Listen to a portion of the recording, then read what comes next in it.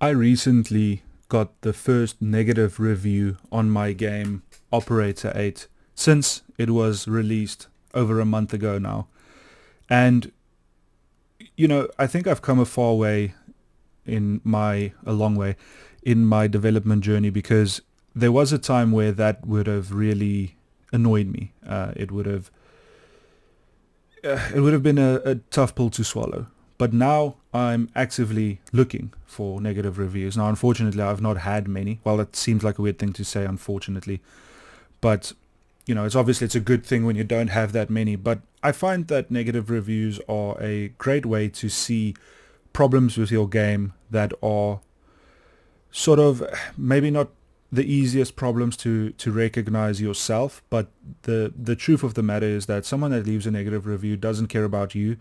They don't care about your project necessarily, and they are brutally and bluntly honest. And I think sometimes this is the best thing for you as a developer because it forces you to look at the mistakes that you've made in your project from a more objective standpoint, where maybe when you are developing a game in the moment, you don't necessarily see these issues. And this happens to me all the time. I've made many games in my short career. I've been doing game development for 14 years now, all in all. Developing on Unity for 13 of those years.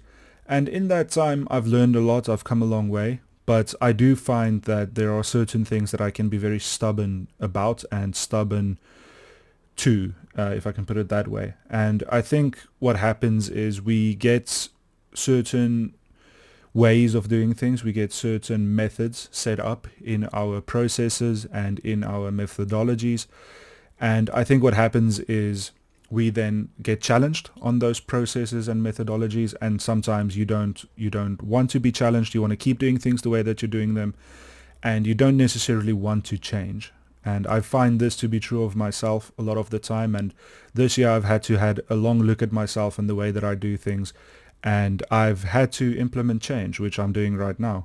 I've had to start finding different ways of doing things. I've had to be more open with my business and with my sort of approach. I've had to look at my time management differently, and I've had to be more honest about what my strengths are and what my weaknesses are.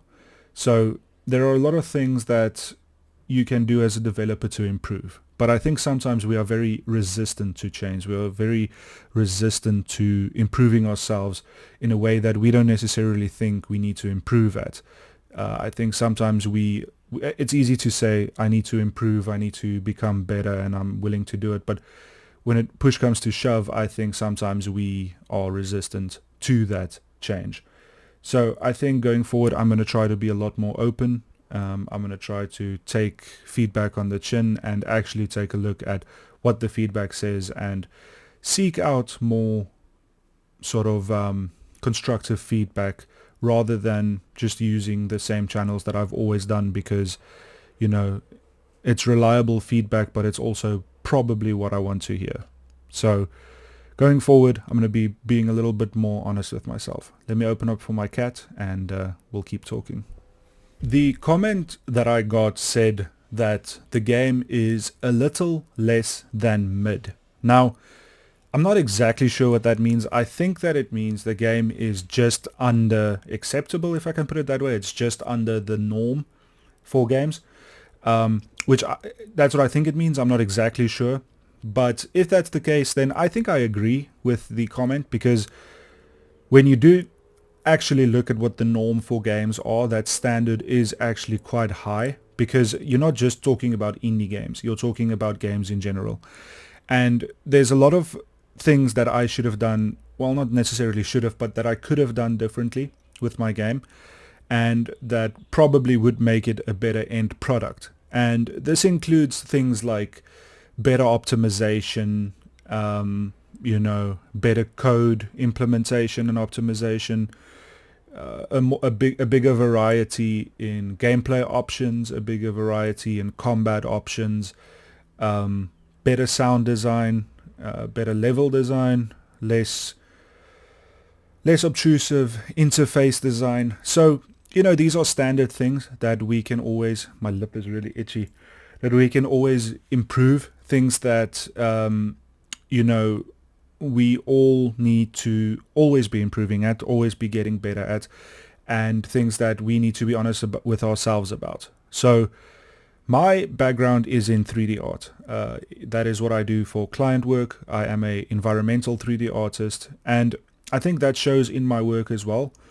But I found myself this year, well, next year, looking at doing something a little bit different, because I've been doing art for such a long time, 3D art, that I just want to try something different. And that's why I started my new game, Spooky Survivors, which is now on Steam. It does have a Steam page. I'll be posting more comments, more content for Spooky Survivors soon, so that you can check it out if you want to. Now, this is a survival-like game, and I know I'm late to that trend, but I don't really care about that. I don't really care about being on trend. I should, because that's what making money is about, is actually caring about market trends.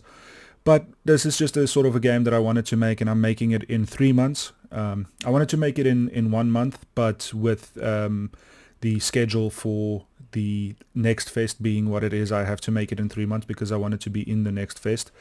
So, this video isn't about that game. I'll be posting more about that game in the near future. But all in all, I just wanted to talk about why I think I will be more open to negative feedback. I will be seeking it out. I will be trying to find negative feedback. And I want you as the listener to be honest with me. I mean, most of you are going to be my peers. Most of you are other developers. So be honest with me. Tell me what you think are good things about my games, and tell me what you think are things that I can improve about my games. And I will do the same for your games if you want me to. I've made some good friends here on YouTube and in game development communities on Discord and forums, and I find that communicating with people that are like-minded and that have the same sort of hobbies is important, because it allows us to grow, it allows us to become better at what we do. And the thing is, I think I'm a good game designer, I think I'm a good game developer, but I also think that up to now I haven't always been 100% honest with myself about what my weaknesses are, and I'm starting now to realize more what they are and what it takes to become a successful game developer, because it's a difficult thing. It's one of the most difficult things you can do now. I truly believe that.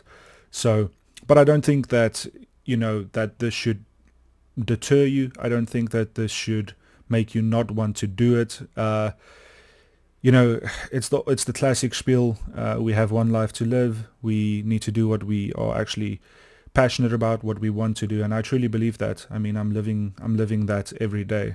Even though I could be making a lot more money doing other things, I try not to think about that too much, because, at the end of the day, we're all going to end up in the ground. So I rather have done what I wanted to have done. So with that said, the point of the video is just be more open to negative feedback, be more open to critical feedback, to feedback in general, and when you do get negative and critical feedback, take a look at exactly what that person is saying. And this doesn't mean that all feedback is positive or valuable. Instead, I think that sometimes people will give you feedback and maybe there's a little bit of a snippet of that feedback that can be valuable, but overall maybe it isn't. And I think it's important to know your player base, to know what percentage of your player base actually have valuable feedback to give. And you also have to consider that the feedback that we do get is from sub 1% of any given genre. So yeah, you have to have sort of the ability to sort through feedback in your own head as well. But yeah, I'm rambling on a little bit, so I'm gonna cut it there. So the point of this is just let me know what you think about my games, and I'll let you know what I think about yours. Give me some feedback, give me some positive, negative, whatever you want, and let's just be honest about our work, and try to support each other by being open, by being honest, and by talking about it more. So thanks for watching.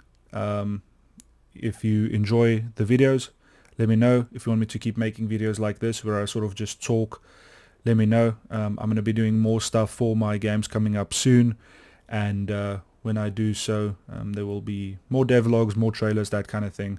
So thanks for watching, and I hope to see you in the next one. Cheers.